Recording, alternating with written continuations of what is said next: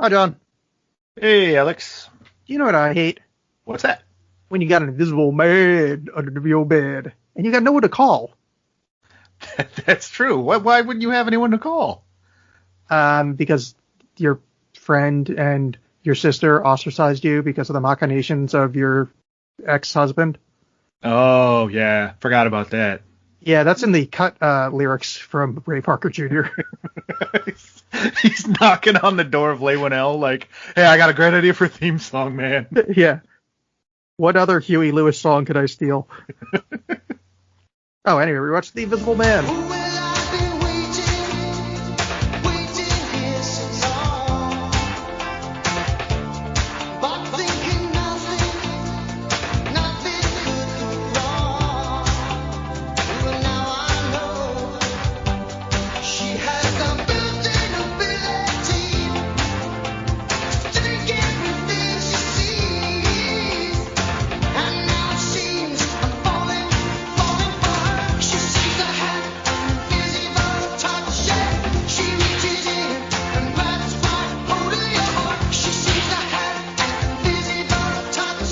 All right, so The Invisible Man, he's underneath your bed. Who are you going to call? Ghostbusters. Mm-hmm. That song's been in my head a lot today. I'm going to guess this was not part of the Dark Universe. It was. Well, It oh, was. no. I'm sorry. It wasn't. It was a result of the Dark Universe folding. Okay. Because it was initially going to be, I think, like Johnny Depp or some shit. And then because the Mummy was stupid, they kind of went, well, I don't know about that. And then so this guy had a green light to make it. Is what I read anyway. Yeah, because it doesn't feel very Dark Universe-y in that it's not like the monster version of Right, the Invisible Universal Man. Monsters. Well, the thing I liked about the Universal Monsters, the Invisible Man version of that, how it just defies physics and doesn't really matter. Oh yeah, like he'd be blind. Nah, it's science. Yeah, it doesn't matter. Yeah. It's the potion is fine. The potion doesn't does that. I think it was a Warren Ellis comic, Planetary, where that's a thing, where the Invisible Woman, the bad guys are basically like the Fantastic Four, and the Invisible Woman has to wear like certain glasses, otherwise the light just passes right through her. She can't see anything. And I never thought about that before. Think about that like obsessively. It's pretty much all I think about. That's healthy. I was very excited to see Elizabeth Moss. Is that her name? That The is lady her from name. The Handmaid's Tale. I didn't know she was in this, and I really liked her in The Handmaid's Tale. She was the main reason I sat through as many episodes of season 2 as I did, because I like her as an actress. But boy, season 2 goes off a fucking cliff. Yeah, I never watched any of that show. Season but 1 is really good, well worth watching. Season 2, no. I generally like her in things I've seen her in. She's great. Obviously, she's Mad Men was a big launching thing for her. She's great in that. Top of the Lake, another Australian. She's in Top of the Lake? Yeah, she was the detective. Oh, you know what? Probably.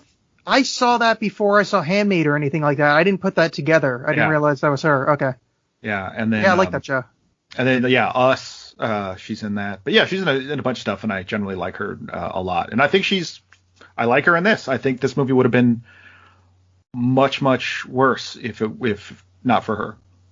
Yeah, well, let's lay this out on the table. So one of the reasons we watched this movie is that it seems to be divisive. Some of your friends really liked it. Some of your friends hated it. I don't have any friends other than you, so I guess I'll talk to you about it. We usually do this at the end, but I want to do that in the beginning because the reason we're watching it. Did you like this movie?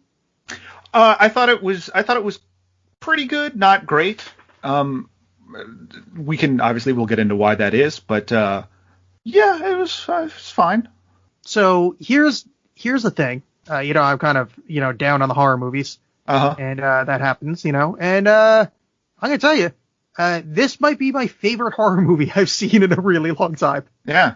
I really like this movie. There's like one bit that I thought dragged a little, but oh man, I was delighted. I was kind of scared. It didn't have, although it had jump scares, there weren't enough to annoy the shit out of me. It was tense. I'm gonna check under my bed for Ray Parker Jr. tonight.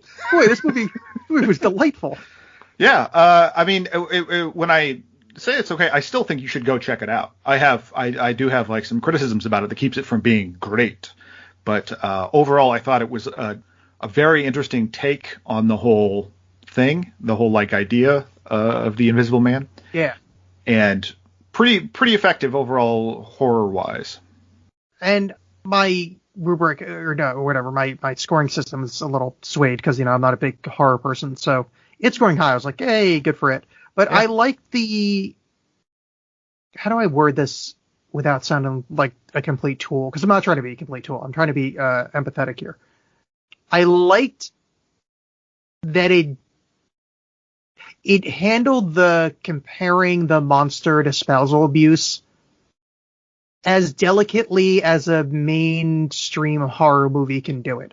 Like, obviously they have to hit you over the head with it because it's a mainstream horror movie. Like, they can't be subtle about something like that. That's not for this kind of movie.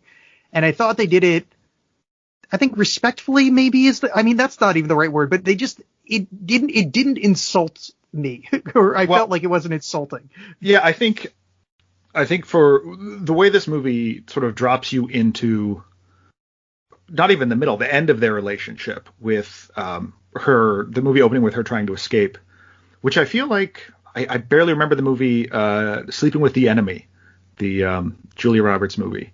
I feel like that started kind of similar because it was a thing about like a woman leaving her abused husband and then like he chases after her. So now, is he like a wolf man or something? No, he's just a jerk. Oh, he's like a creature from the Black Lagoon. Yes. Okay. Webby. But like, so everything you know about this guy's relationship is her, like is what you hear from her basically, and what he's done to her, which is more important than him in terms of the movie. You know what I mean? Like, yeah, it doesn't, you're knowing everything about the relationship that you need to know without having to watch him be like, hey, who are you talking to on the phone? I thought they handled it kind of well. And I mean, kind of out of order. We'll get to the, plot of the film, but I like how, how kind of gaslit she is. I don't like that, but at no point is it she's wrong. I don't know what I'm saying here. Like, it's, that's kind of believe the abused. They don't do the like is as the audience. You're not like, well, is she crazy? You know what I mean? Like they certainly have the other people around her do it, but you're always on her side. Yeah. That's what I mean. Yeah, that's the way I should have put it. Yeah, it's that we're not in any doubt at any point, because I think that's where it crossed the insulting thing. Where if at some point we start questioning, because it's like, oh, cool. So are we supposed to believe that, like, are we supposed to give faith to the gaslighters of the world? But this one is, no, it's just she's in the right the entire time. Yeah, I mean, they sort of do it a little bit at the end, but not really. But it's so far in the film, and we're on her side the whole time. Yeah, I know kind of the spot you're referencing, but I'm totally like, the movie is established as, this is the actual, the narrative of a survivor instead of the ravings of a mad woman. But I also think the reason I think anyway it's so effective is because of Elizabeth Moss and the way she portrays this character, and like that it's not just the fear has subtleties to it. I guess it's not just like some Clara Bow like, oh my god. No, totally. Yeah, she has so much layers to her performance. Yeah, if they cast somebody, even if they just cast like, just like a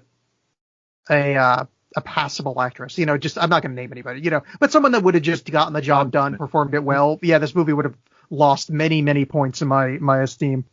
She had to carry the whole thing because so much of it's her just looking down hallways, but she did a good job. So we opened with her sneaking out, which I like a lot, because the two concepts I really like. One is I like starting, what's it, in media res? Is that the phrase? Like, yeah. I like we're getting the shorthand of the relationship by her sneaking away. We see that she slipped into diazepam. Like, this is kind of efficient storytelling. I like on the way out they show where suits are, the invisibility suits, and there's one that's in quotes empty. Right. Which maybe this only works because I'm an idiot, but in my head I'm like, oh shit, there's an invisible person in the house with them. At no point did I think, oh, that's an invisible suit. Like, there's just an invisible suit hanging there. But like because it is shot in this kind of scary, like looking around corners way, even while he's in bed.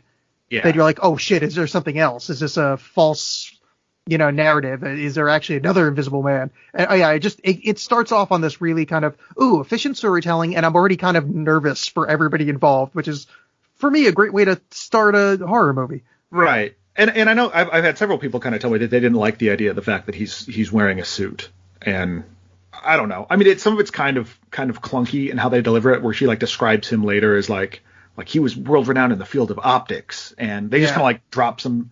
This movie is very austere in sort of the information it provides you and what you're kind of expected to glean from stuff, and sometimes it works better than others. But all that being said, it's no less dumb than taking a potion.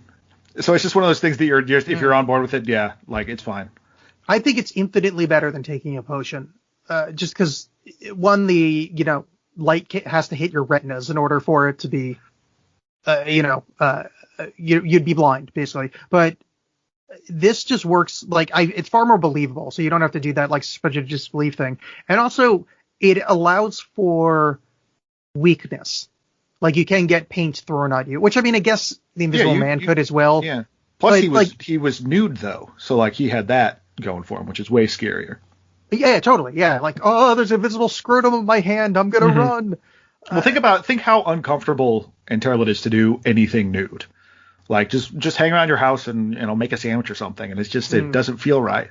So you kind of in that way you have a little bit more sympathy with the Invisible Man yourself. You're like, well, no wonder he's crazy. He's naked all the time. Yeah, the leather chair is sticking in my butt right now. Yeah. Oh, by the way, I'm doing this naked. In a leather chair. Yeah. in your Frasier-like study. Well, you've been in here. My chair's leather. So's the one you're sitting on. It is? Oh, it is. Well, I mean, the one at my house when you used to record here, made of human leather. No, but I like that as a suit, because also like when it starts breaking down, I think that's some of the best visuals in it. Well, I mean, we'll get to it, but I love that opening of her sneaking out. It's just it's efficient storytelling. One of the things I dislike, and this is movie shorthand that didn't need to happen, is that Save the Cat, that script writing book that was going around, that whatever. Her stopping to like save the dog was a little like, come on, we're gonna be on our side. We don't need to do this. And then the dog, that sequence, having them set off the car alarm, which wakes him up. It's just, I don't know. That felt a little stagey, but I mean, I'm not gonna, it's not that big of a deal, but it's just a little. No, I kind of agree, but I was also like, oh, I hope the dog's okay, because I'm a sucker. Yeah, I mean, that's what I was thinking about you. You're like an #1 sucker. Yeah. I turned into a lollipop and then back into a person when I saw that. Yeah, that's what they call the John Lollapalooza Myers. Yep. They do call me that down at the club. Oh, yeah, she kicks the dog bowl, which that was where I wrote Fuck You movie, because I wasn't sure what this movie was going to be yet. And having a jump scare that early annoyed me. But we go so long without another one, I forgave it.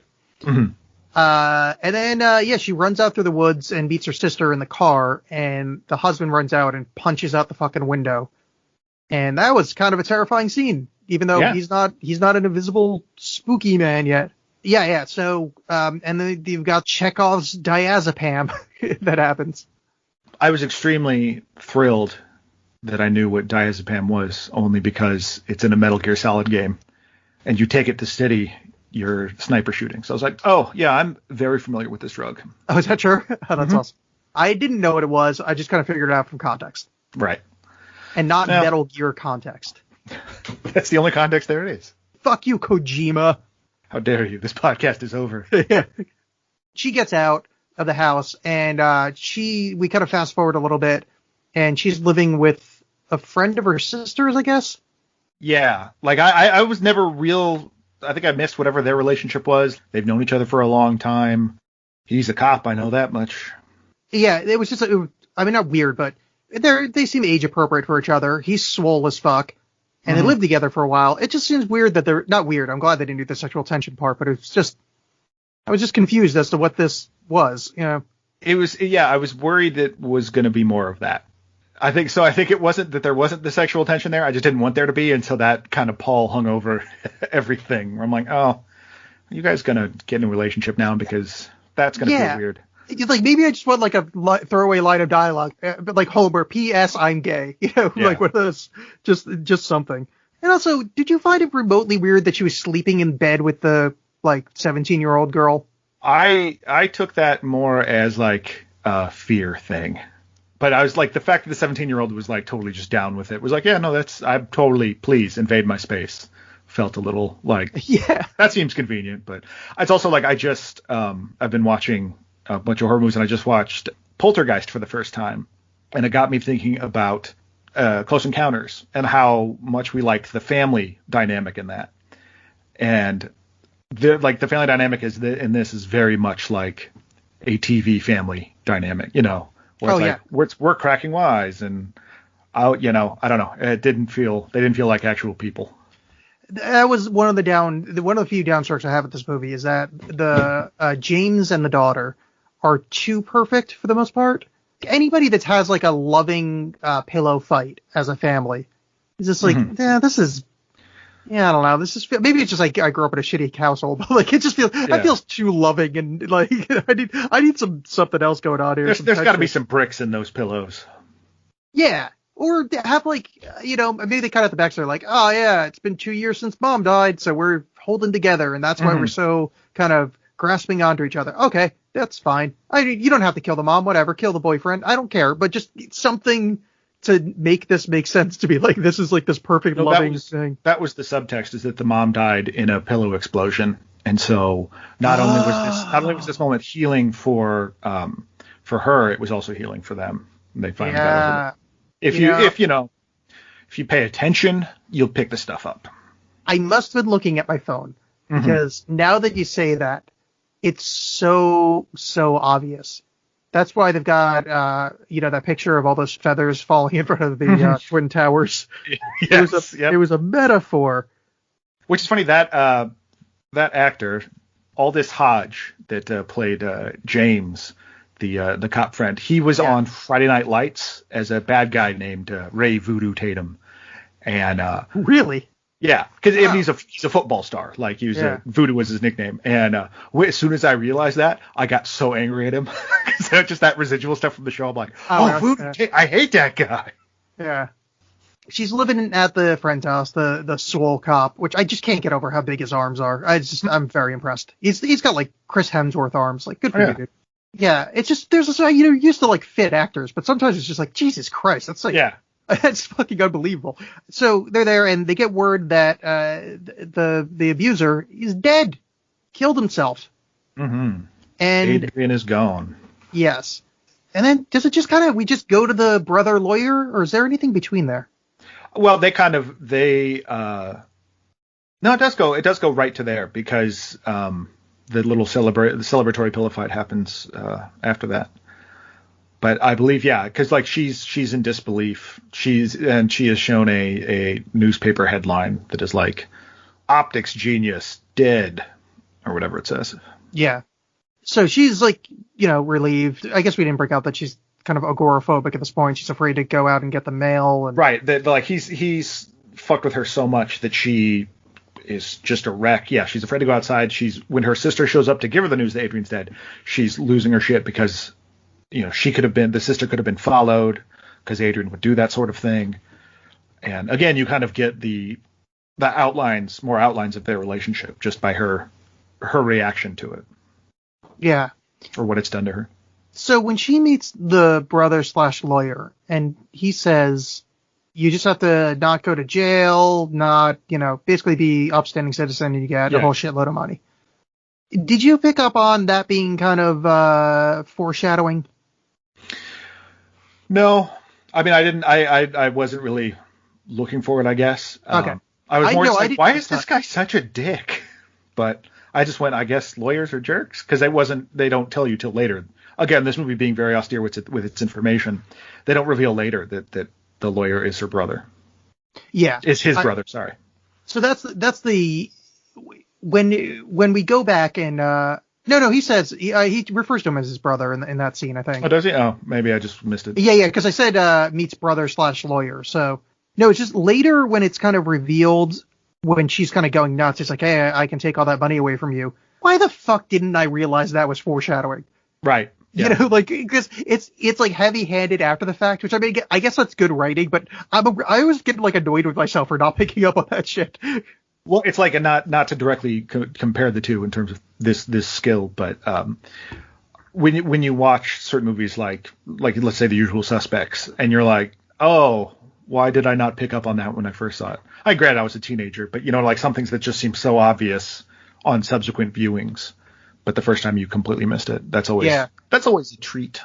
Yeah, I think I'm probably not going to, but this movie seems like it'd be a nice second watch. I feel like there's probably some shit layered in here that I missed the first viewing. Mm-hmm. So yeah, she gets money from the brother/lawyer. The kid gets to go to Parsons, which we all want to go to Parsons. Sure.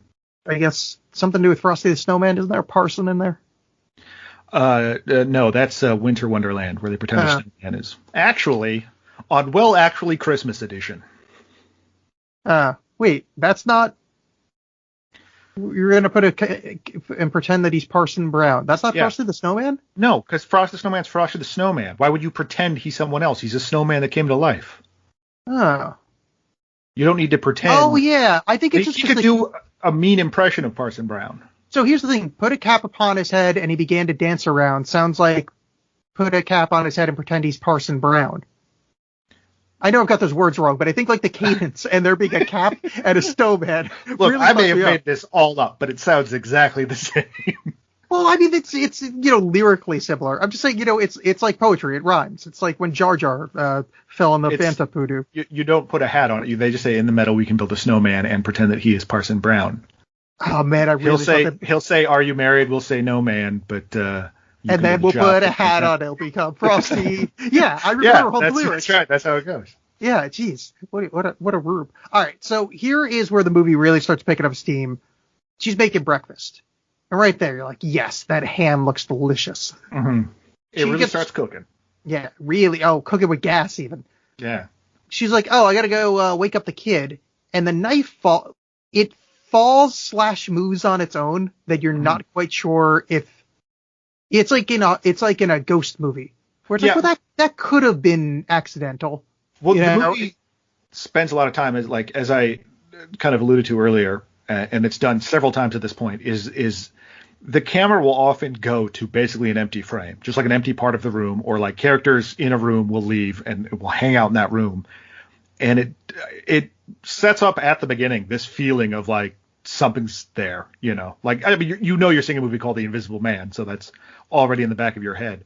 But I think that's very effective in kind of building that tension. Because it starts at the beginning with her trying to escape, and you're, oh no, is he going to come down this hallway?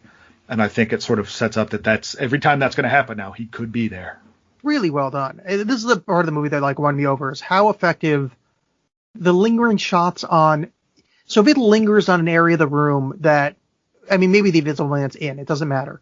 But that to an audience, we don't know if he's there, and there's no jump scare, there's no the hanger moves, it's just a shot of a wall, or there'll be a shot with her in frame and she's off center, so it looks like it's a what's that called, a two shot, or it looks like it's a shot with two people in it, right? Or like when she's there, she's sort of celebrating that he's dead and like has done some shopping, she like bought some clothes. The camera pans over, following her as she hangs up a dress on this hanger, and she walks out of frame, but it stays there for a bit. Yes. And eventually she walks back into frame, but nothing happens, but you're all ready for it. Totally. And I like that. It's really, it's clever, just clever, clever, good at movie stuff. Like when they're like, hey, I'm going to put all this good at movie stuff in the movie instead of the shitty movie stuff in the movie. Yep, they flipped that switch. Now you followed that, right? Because I know I took some movie classes in college, so like you followed all those words that he used. Yeah, I went to Blockbuster U. Yeah, those fancy words he used. Like they're like, yeah, when they use the camera that's got the many pictures in a row, they use the many pictures of a row on the spot where she's not in it, so it could be like an invisible guy. So it's pretty cool. You're a regular Glenn Danzig. Yeah, dude. I mean, I know you're kidding, but like, let's. A man can only take so much. There's a lot of creepy stuff. Oh no, here's the next creepy thing that I liked a lot. She goes outside because she hears a noise, and you see her breath, right? Mm-hmm. At one point, you see other breath. Mm-hmm. That was fucking awesome. Yeah. I know it's small, but Jesus Christ, that was awesome. Yeah, again, like these tiny moments that I very much enjoyed, and there's a bunch of them that lead to him eventually in the middle of the night like pulling the covers off her. Yeah. And then when she gets up and tries to put covers on, he's like standing on them, and she can't pull it. And Well, right before that, I don't mean to interrupt you, but no, that's fine. in that same scene, she sees this chair that looks like someone's sitting in it that's invisible. So she throws the blanket on the chair, and you're expecting the blanket to fall into the outline of a human. But no, it's just a chair. So it builds up your tension so much and then puts you at ease for just a second. Because what we were talking about before, like all these scenes where you're shot a dress for a while and nothing happened. Yeah. So she throws it on the chair. It's like, all right, maybe the guy's just fucking with her, pulled the blanket off. And then she pulls the blanket back towards it, and he's fucking standing on it. It's like, oh, god damn, this movie. I even wrote, this is so fucking scary right now. I mean, Well, I it's think not scary, but it's, tension. Yeah, because I think they do a lot of that where it's even when it's that this tension's been built, and finally when they break it, very often it's not a ba-bum kind of moment. It's something subtle like that. It's something where it's like, oh shit, this is actually happening, but he's not all of a sudden in her face, because that also makes sense since he's apparently trying to just drive her insane. And doing a good job of it, too, because that would freak me the fuck out. Yeah. James comes in and tries to calm them down. And this part was debatable for me, kind of character building. So we know James to be a nice fella, it seems like. Mm-hmm. But in that, the villain of the piece is this kind of gaslighting abuser type. He basically just goes, nah, you're asleep, you're kind of stressed out, you're crazy, you think there's someone in here that doesn't. Like, what you saw was wrong. In a kind of gaslighty way. And I'm sure that wasn't what they were going for, but like, they could have done this a little cleaner. Man, am I right? No, I get what you're saying. I think it is sort of, he is dead. Why are you still on about this? Also, get out of my house. It's kind of how I took it. I know it wasn't meant like that, but I do get a sense of kind of annoyance. But I understand where you're coming from with that. Yeah, but also, a cab and all that. Yeah. Mm-hmm. That true. Yes, because she calls a cab later. Is what I meant by that. Mm-hmm. Yeah. All cabs. Yes, all cabs. All cabs are bastards. That's right. Yeah. What happened?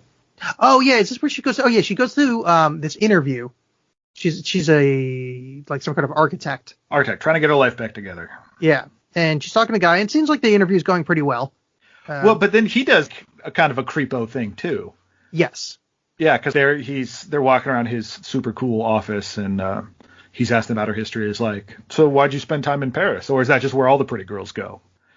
And yeah. Yes, there is a yeesh there. Now, this is going to be where I'm going to awkwardly talk about the looks of a woman, but probably in a good way. I love her casting because she doesn't have great skin. I'll put it that way. Like, she doesn't have like Hollywood looks, but she's cast in like she's the desirable role. I mean, I don't mean that this sounds a lot shittier than I mean it, but it's interesting casting that they didn't cast one of the, I can't think of, I don't know who's attractive. What you would think of when you think of a trophy spouse. Exactly. Yeah. Trophy spouse is a good word for it. I was trying to think of like some modern day, lady of the screen. I couldn't think of a single attractive woman. Clara Peller. Yeah. Like a Clara Peller or Clara Danes or like any of the great Claras out there with their clarified skin. That's right. Heyo. Yeah, no, I like that as a choice because it goes into the whole power dynamic of the villain of the piece. And I keep calling him that because I don't remember the guy's name. Adrian. Adrian, yeah. Yeah, she should have known he's an asshole. No one named Adrian could possibly be good. Which I do like and it's very subtle, and it is just my own personal bias, but the fact that he's like a Silicon Valley douchebag. He's this tech genius guy. So it's like, what if... it could be Elon Musk, because if it was Elon Musk, he'd be like all...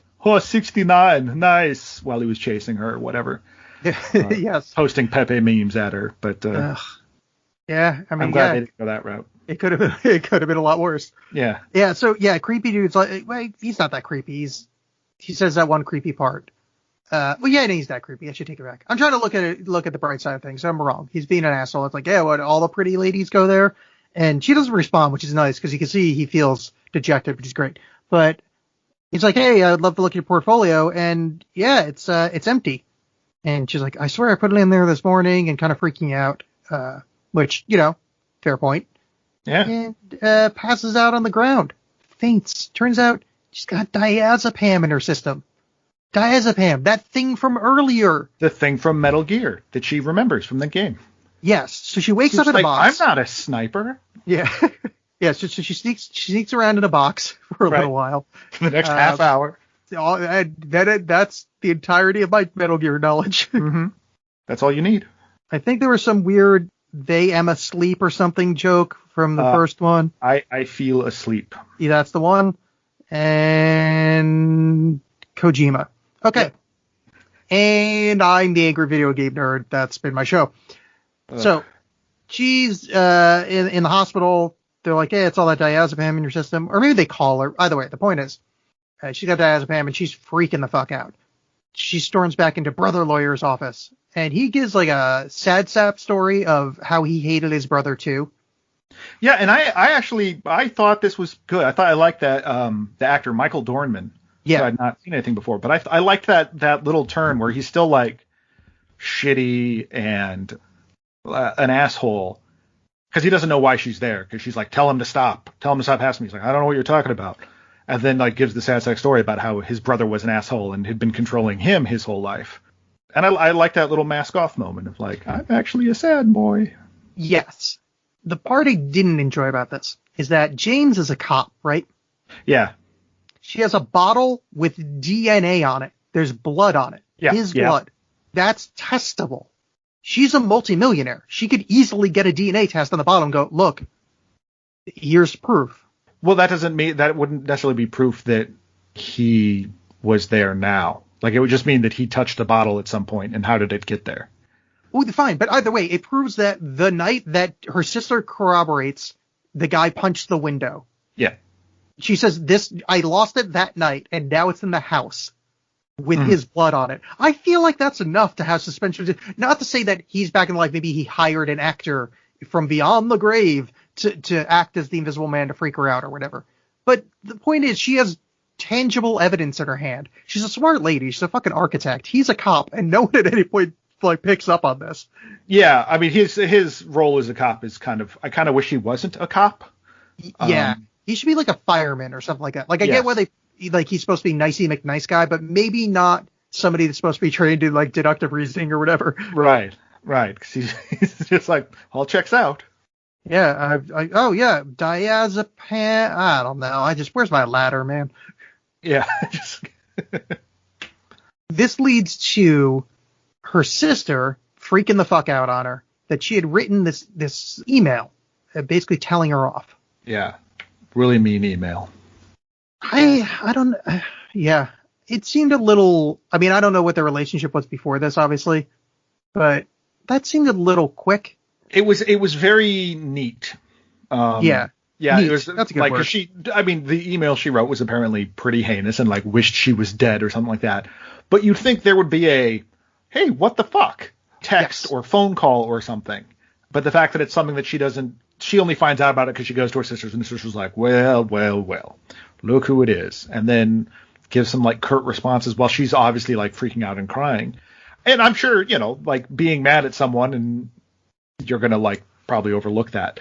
But it did just sort of feel a little like that, having seen and probably been a part of like email fights before, usually it's not just like, well, I'll just hold on to this for a while.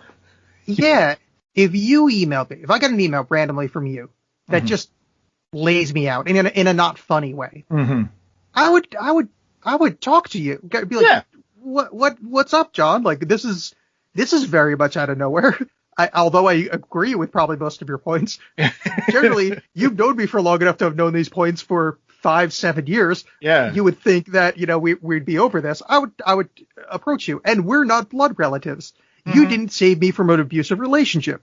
It's an odd sequence. So, I mean, but maybe her sister's just tired of her shit. I don't know. Yeah. I mean, it could be that. I mean, it's, I'm on board with like, okay, I get it. Like the further ostracizing her from her family and whatever. Like I understand the beat, and so I'll just be like, okay, I get what's happening here. But it was just like I said, it's just a little pat that yeah.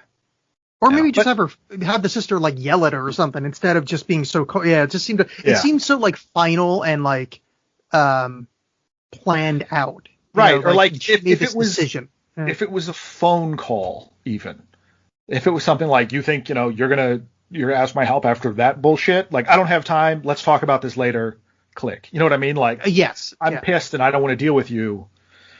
Yeah, I don't know. I don't want to rewrite the movie, but that to me would have worked a little bit better.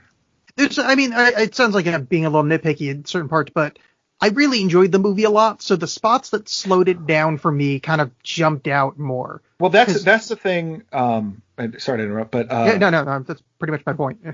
That is a thing, like that when you're doing a movie that's trying to have this whole tone that's creepy and weird, when you kind of hit a wrong note like that, it really fucks it all up. Like, I just watched Gretel and Hansel that came out earlier this year, and it tries to do the whole almost like The Witch kind of slow, dreary, dread-filled kind of thing, but there's some shit that happens in it that is so just like that kills the whole movie dead.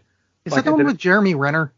No, that's, you're thinking of Snow White and the Huntsman. No, they did make a Hansel and Gretel with him though.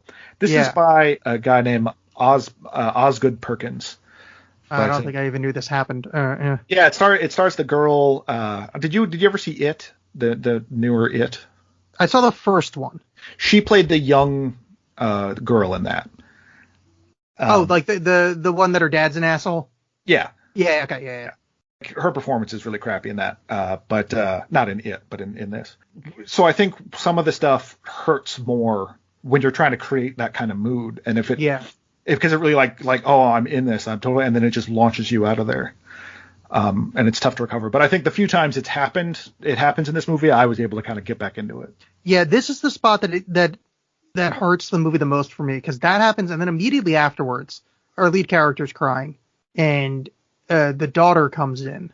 Sorry, they don't know anybody's name, but the daughter comes in to kind of console her, and the Invisible Man just wails the daughter out of nowhere. Mm-hmm. But the angle they were sitting, there's no way that what's the lead character's name? Chloe something? Cynthia, I believe. Wait, no, that's not right. Colleen. Dejette? No. Cecilia. Cecilia. Yeah, right, she's breaking my heart. So Cecilia and Emily. I think no. Sydney. So Cecilia and Sydney are sitting there, but the angle they're sitting, Cecilia couldn't have hit Sydney. Yeah. And Sydney's not an idiot. So her getting smacked out of nowhere and then going, oh my God, she hit me. I get she doesn't immediately go, oh, there's a fucking invisible man. Yeah. But this is your friend that sleeps in a bed with you. Your bosom chums. Mm-hmm. It seems like your first thought would be, what the fuck just happened? Not, oh, she hit me. Because I just think the blocking of the shot was wrong. Because there's no way that her arm could have gotten out that quick and hit her. Because she's looking at her. It just, and that coming off of the previous scene, this is with the part of the movie I'm like, oh no, is the movie going to start sucking now? Like, have we crossed the line? I think it fixed itself right quick, but those two in a row really got me. And then there's another thing that happens that I had a similar kind of response to, where it's just like the execution. I see what they're going for, but the execution of it is really bad. Is the restaurant scene after this? Or we got a couple more scenes that we kind of need to cover first. So her and the kid, Cynthia, whatever, the kid and James. I can't believe I can't remember his fucking name in this movie. They leave the house. Cecilia's alone, and she pours coffee grounds on the ground, which I'm like, fuck yeah, smart. See some footprints. Yeah, but I mean, there's all that furniture he could climb on. That was my first thought. It's like, yeah, you just made the floor lava. There's a solution to that. That's true. But I mean, we saw her earlier looking at couch cushions and chair cushions to make sure no one's invisible is sitting in there. So she would have seen the cushions get depressed. That's true. And trust me, I know my way around depressions. Yeah, look, as a depressed cushion. Yes. God, fucking too true, dude. Too true. Fucking, yeah. Fatty Mc... Yeah. Anyway. God, I hate myself. Coffee grounds on the ground, kind of smart. But then she hears... I have to stop here. I forgot to bring this up before. So I've decided to watch every movie with closed captioning on because I bitched about it on the show enough, but no one knows how to do levels in films. Mm-hmm. Like, it just blows your ears out, or it's too quiet. It's too hard to find a level. So I turn my speakers to comfortable at their highs, and then I can't hear dialogue a lot. So I just turn the closed captioning on. Mm-hmm. In this one, the closed captioning said things like, light clicking is heard. Oh, so it's really for hard of hearing or It's more closed captioning than subtitles. Yeah, close call, the CC, yeah. Yeah. Because it's a light clicking or footsteps or whatever. Now, I'm assuming you watched it without closed captioning. Could you hear that clicking? Because the suit makes clicky noises.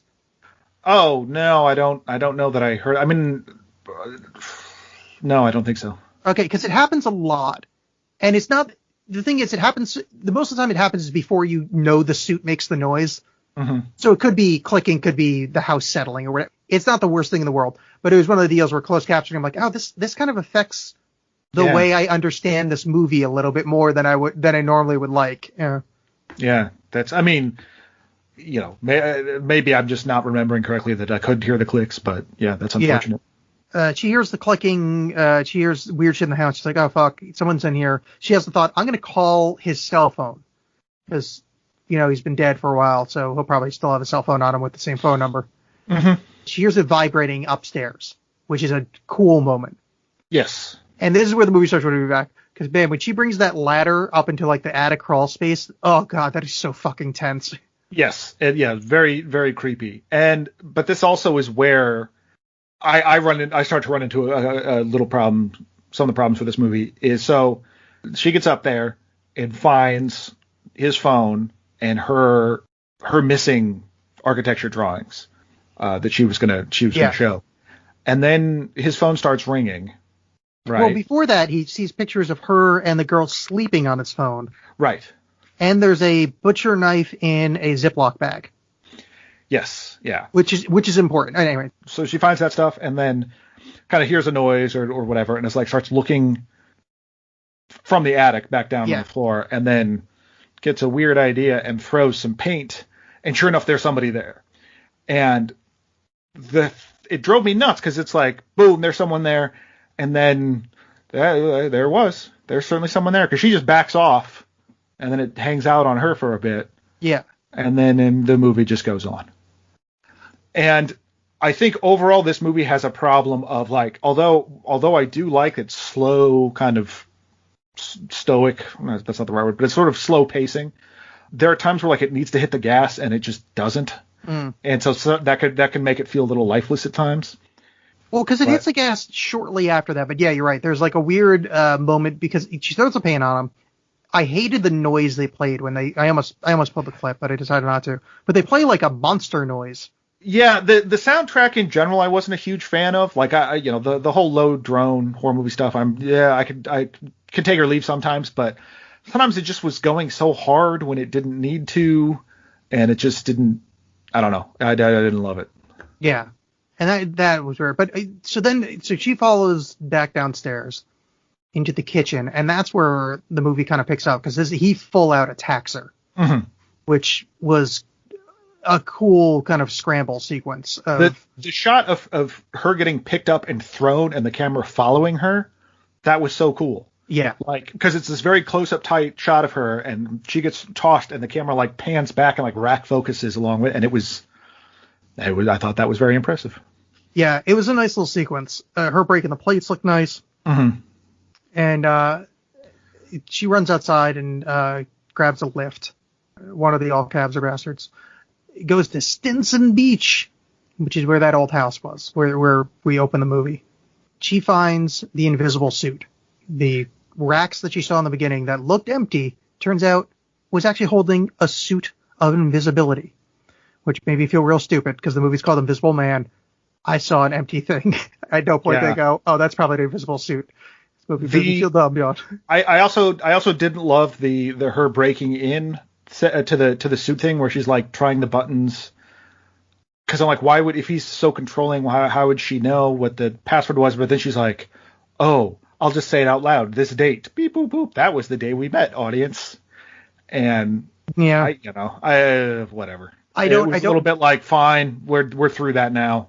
But I don't disagree with you. It's just that's so just a thing that happens in movies that was like, whatever. It's movies. Yeah. Yeah, that was basically my response to it. It was like, fine. Yeah. Like, I was enjoying it, but also I like houses like that are always so strange to me because, well, first of all, if you're going to have a house like that, don't light it ominously. Like, that's not a good idea. Oh yeah. But it is like I like those houses, but I can't ever imagine like feeling comfortable in one of those houses. Like, how do you actually live like that? There's so many windows, and the beach is right there, so like people just walking by, like watching your butt or whatever. Like, you know. Well, and it's just big and empty, and I don't know. Like, if you want to do it like Daniel Plainview style, where you have like piles of stuff that you're shooting at, that's fine. But I don't know. I'm not hip enough to live like that. Although I do like all the concrete and stuff.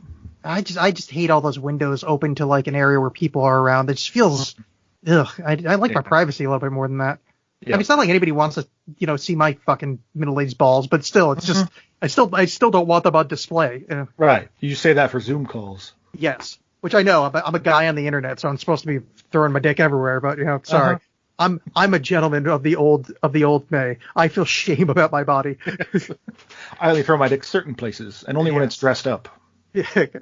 So she steals the suit, the invisibility suit. Oh, by the way, the invisibility suit makes a clicking noise like the Predator. And the Predator. Oh, yeah. I thought, hey, that's good. Steal from, I was gonna say better movies, but steal from movies from the 80s. Yeah.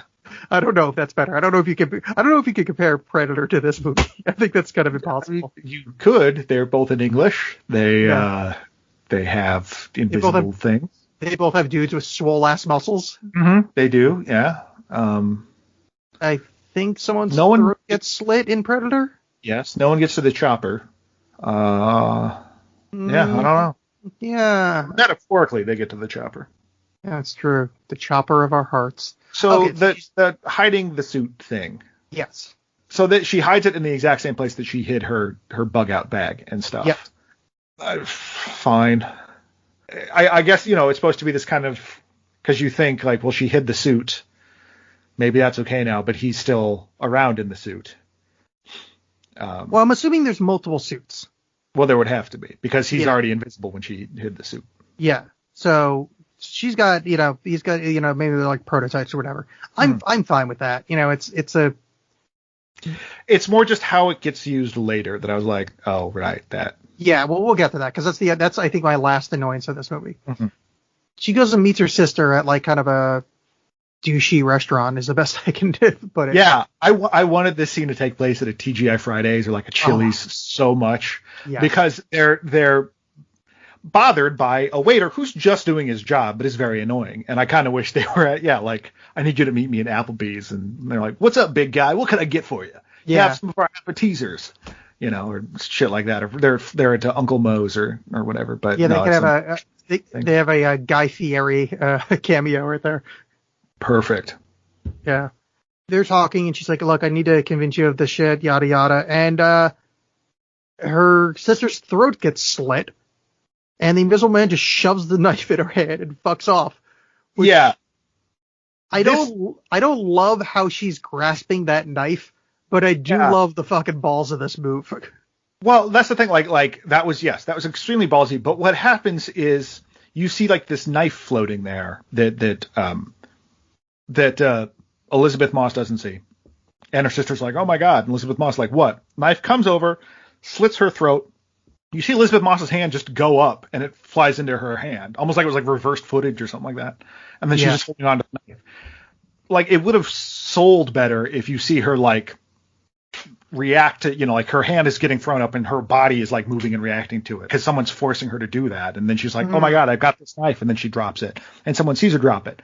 But what just happened there? It just felt really phony and kind of corny. Yes. I didn't like the kind of how the pacing is there or whatever.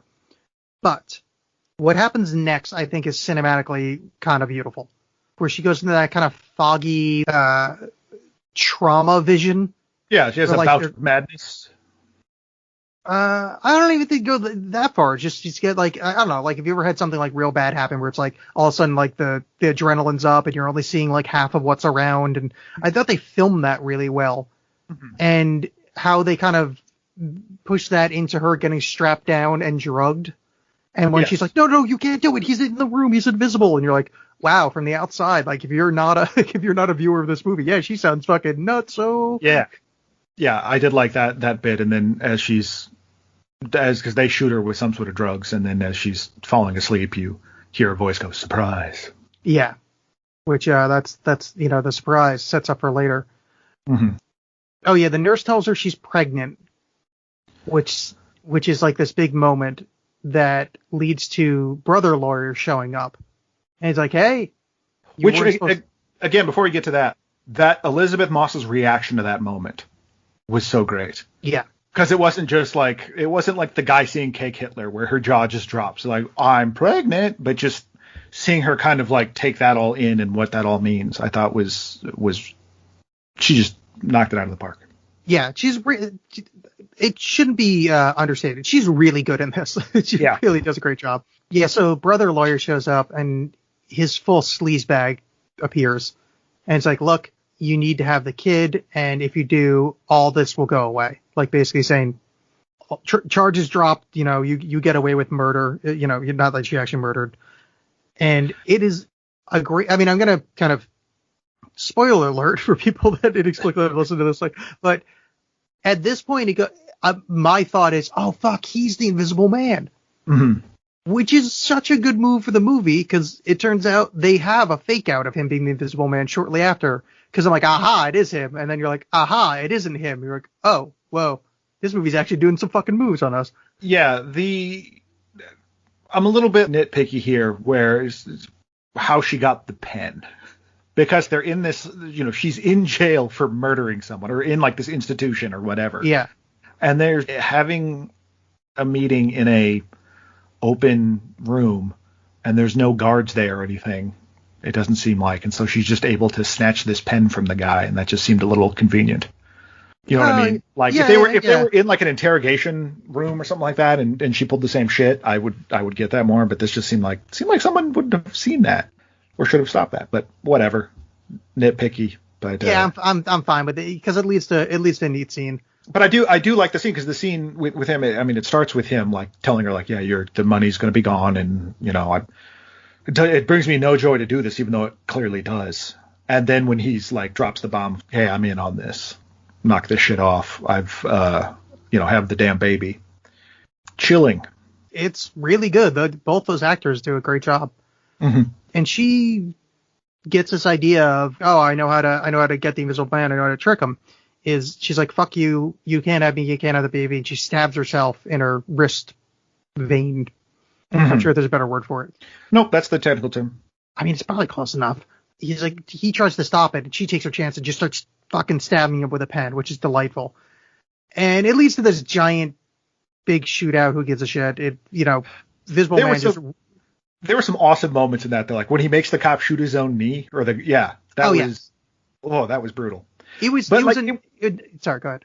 Well, it drives me nuts though, because so this whole thing happens and the cops aren't real sure what's going on, but also happening. And then when Invisible Man starts making his escape, she follows him and runs by the check-in desk where there's all these security monitors, and the people at the desk seem very confused by what's going on.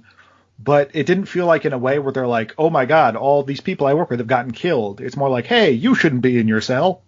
And I thought that was a little bizarre, but I thought maybe they skipped some part because this guy's like a master of webcams and stuff that they set up earlier. That I thought he kind of just optics in general. Yeah, that he has control over the security cameras in the place.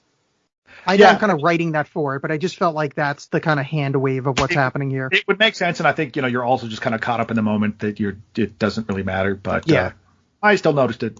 I bet it looked cool. There was a great shootout in the parking lot. He's killing a whole bunch of people. I think he's a little overpowerful for like just a dude in a suit, but yeah, whatever. It's a horror movie. Yeah, I think because I was wondering about that. Like, if he's supposed to be like super strong. The suit grant him that as well. But I think somebody's like if you're able to just get the drop on someone and in theory probably knows what he's doing to some degree because some of the moves he pulls on people. I don't know, but he's probably just a fit dude. Yeah, fine. Yeah, I'm going along. So they get back to the house and this I thought was a good move because as she's chasing him and like he gets out, it's like, well, there's in my mind I'm like, well, there's video footage of, if not him being able to see the suit, him killing these people, that something is doing that, and it's not her. So she has all this sort of vindicated evidence now that's like, see what I'm talking about is actually happening. Yeah. With security cam. But he tells her, you've I don't have to do anything to you. I'm just going to kill everyone you love. And he makes reference to Sydney. And so that gives her, I thought that was a clever way to give her a reason to continue to go after him. That not just be like, no, I'm cool now. I won. I got you on camera. Yeah, that's true. It's good character motivation instead of her just going back and be like, hey, yeah, can you drop the charges, please? Turns out I do have an invisible stalker. And by the way, let all those other nut jobs loose that say they have invisible bed in the room with them. Mr. Parker Jr., you're finally free. I told you all I wasn't afraid. So they go back to the house. James gets the shit kicked out of him by the Invisible Man. Mm-hmm. And she shows up, shoots him with a fire extinguisher. Chekhov's fire extinguisher, because that showed up earlier when she burned the ham. Right. And I keep calling it ham. I think it was bacon. And then she shoots the shit out of him. Yeah, the Invisible Man. Pulls off the mask. It's the brother. Gasp. Well, and initially, I liked that kind of abrupt. Did she actually just take him down like this? Because I kind of like that. How it's like, oh, I'm this mastermind of invisibility and all this stuff, and she's like, spray, shoot, done. Yeah. But yeah, no, it was not him. It was the brother, and they find Adrian, who's apparently been sealed up in his basement, or has he? Bum bum bum. Yeah, and you're like, oh shit, what's going on here? And she calls him. She's like, hey, let's, we'll meet up. I'll go to the house. And he's trying to win her back with some smooth, I'm nervous moves. Yeah, I'll tell you right now, doesn't work.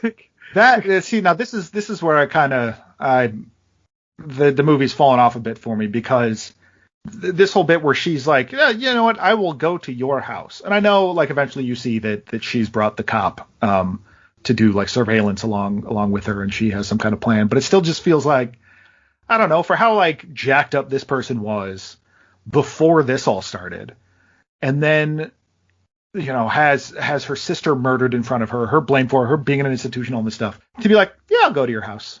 Seemed, I understand she's supposed to have like gotten some chutzpah in this time, grown a bit as a character, but like, it still felt a little like, I don't know. Well, I took it as this, was that she knew that as long as Adrian was still out there, she couldn't trust that, her Tom and Sydney were ever going to be safe. Well, it's not that she met him again, it's that she met him at the house. Again, go back to Chili's. They got a great special now. Well, no, see, I'm fine with that because she knew, we're not really going ahead that much, but I think she was setting up the fact that she knew that the invisible suit was there, and her plan the entire time was, look, I'm just saying, if you want to go, you're going to feel a lot safer if you're at Olive Garden, because when you're there, you're family. You're surrounded by people that love you. John, and that's going to be a lot more safe than... You're not going to see me besmirch the name of Pasta Italiana anytime on this show. Okay. You go, hey, Alex, do the breadsticks have an end? Look, my friend, I'm going to say no. They are, in fact, endless. They are like dream. I just want to make sure, I feel like sometimes you don't love it as much as you used to, but that's good. I'm glad to hear you say that. John, I'm currently bathing in garlic butter sauce. How dare you tell me that my Olive Garden ways have gone downhill? I see a pox on your soul. All right, so she goes and she wants to get him to admit that he was Invisible Man most of the time because she's wired. Outside the house, Tom's sitting there like listening in, and he's not doing it. Adrian is not admitting that he was the Invisible Man, but then he says, "Surprise," in the exact same tone, and she's like, "Fuck this." Confirmation, as if I needed it, but that is 100% confirmation. And this is unfortunately how the movie ends, and it's hard for me to buy, is that she basically makes him slit his own throat with a knife, like what happened to her sister. Mm-hmm. And now this dude is well muscled to the point that he could throw her around, literally pick her up off the ground and bodily throw her. Yeah. I have a hard time believing that she could overpower his arm enough to slit his own throat. Well, she didn't. I mean, she just took the knife and did it. I don't think she made his hand do it. I thought it was just the knife. Oh, see, it looked to me like, maybe he was trying to. It looked to me that the knife was in his hand when it happened. She forced his arm to do it. I just remember the knife. I could be wrong. But I could be too. I swear that's what happened. But yeah, all right, well, it doesn't matter. It's a nice little tidy ending. For as much as I talked about the liking the spray pat pat pat thing, it did feel a little anticlimactic because it was just like, oh, excuse me, disappear, invisible throat slit, come back out, and ha ha ha ha ha. Yeah. It felt a little like a little too neat. I'm okay with it. It's not my favorite part of the film. I like it. So she explains to Tom. He's like, did you ever want him to James? Why do I keep calling him Tom? I don't know. I don't know. James. Tom is the brother. Oh, that's right. Oh, so there is a Tom. Okay. At least I picked somebody at the cast. He's like, did you ever want him to admit? He's like, yeah. She says, yes, I wanted him to, but basically he wasn't gonna, so I had to end it. And I kind of believe her, which is nice. But the last shot of her walking out of the house, and it's kind of like one of those Kuleshov faces, where you can read anything into it. I don't mean to rewrite the film, but like I kind of wanted her having a little bit more bloodlust. That's probably the wrong way to put it. I don't know. I wanted a little bit more like either like the power of invisibility got to her. Yeah, I don't want to put it like that, but yeah, either that or I wanted more of like a defined ending. Either not that now she's the bad guy, but like now she's got a badass suit and isn't afraid to kill. This is the origin story of the superhero, or just have her show more relief of like, oh, this is finally fucking over. But like her walking away from James on her own with the thing, I feel like hints towards something that her face wasn't betraying. Right. Well, and again, for how like disheveled and manic she was for so much of this movie, that she's able to just boom, I'm now master of everything, didn't hit as well for me. Yeah. Like I certainly I'm like, yes, Queen, I'm glad that guy's dead and you reclaim some of yourself. But it was too like, you got too powerful you went from like zero to like, hell yeah. Yeah. Real quick. Kind of with you. Overall, very much dug the movie. Yes. Overall, I'd say check it out. I think it's worth seeing. I'm not always a giant Blumhouse Productions guy, but this one I thought was pretty good. Yeah, for me, it's better than it should have been. Like, I don't think The Invisible Man is particularly a fruitful story for modern movie making. That I dug it. It's just it was a good usage of it. And I was saying in the beginning of it kind of being like the metaphor for the abusive relationship, I thought really worked well and carried the narrative through. And I think that's why the end, I wanted her to have like a little bit more of like a I'm liberated thing, or have her be, the other way, her going full Invisible Woman, bad girl, like. But kind of that ambivalent thing just felt like, I don't know, it didn't betray, but it didn't really like pay off the promise of like this being metaphor for something deeper. Well, and the fact that she's already done this once, where she was like, I can't believe he's gone, and like kind of slowly feeling her oats again when all this happens again. The fact that she's just much more ready to be like, boom, I've now I'm in complete control. Yeah, felt a little unearned, I guess. Yes, she went through some shit, but it just I would have liked it better if she was still like a little bit broken. Yeah. Or it just would have felt more cohesive, I guess, that way. But yeah, certainly worth checking out. I thought it was like, yeah, I fully agree. It was better than I expected it to be, which is not just because it's made by one of the dudes who made Saw, and so that's always kind of a crapshoot, I guess. I've only seen the first Saw, which I didn't hate. No, it's fine. Like the second one was actually kind of fun, I think, and then they get real dumb and like really ridiculous. Yeah, that's right. All right, so John, for next episode, I have an idea. Okay. Shoot, what is it? We should get stuck on the side of Mount Ararat for eternity. Eternity. Okay, I like where this is going. No, that's it. The only thing I know about the Noah story is that they get stuck on Mount Ararat, and then idiots in the 70s think they can find it using satellite topography. Topography is the wrong word. This has gone really sideways. We're going to watch Noah. Darren Aronofsky's Noah from 2014 with Russell Crowe and some water. Jennifer Connelly's in it. Yeah, I think isn't like some other famous person there too? Ray Winstone from Sexy Beast and the stupid Indiana Jones movie. Oh, really? Oh, Anthony Hopkins is in it. T. Hops. I thought like Emma Watson's Emma Watson. in it. Yeah. I knew there was like a young lady actress. Yeah, Emma Watson was who I was thinking of. Mm-hmm. Yeah, so it's good. It's gonna be good. I hear there's weird shit in it, and let's Noah this shit up. Yeah, let's do it. Okay, so do that. Follow us on social media. JawsPod on Twitter, John and I say stuff on Facebook, leave reviews, that sort of thing. There's patreon.com/AlexBolin has a bonus episode with John and I discussing Money Plane. If you want to listen to that. I think you can join for like $1 and get it. So, go do that. Yeah. I mean, don't join for like $20 or something, because I'm pretty poor. Join for 20 of your friends. Yes, yeah. Join for all those poor sods that don't listen to Jaws. Yes. That's our new phrase. It's gonna be on our good. T-shirts. Yeah, I like it. All right, cool. See you then. All right, bye-bye.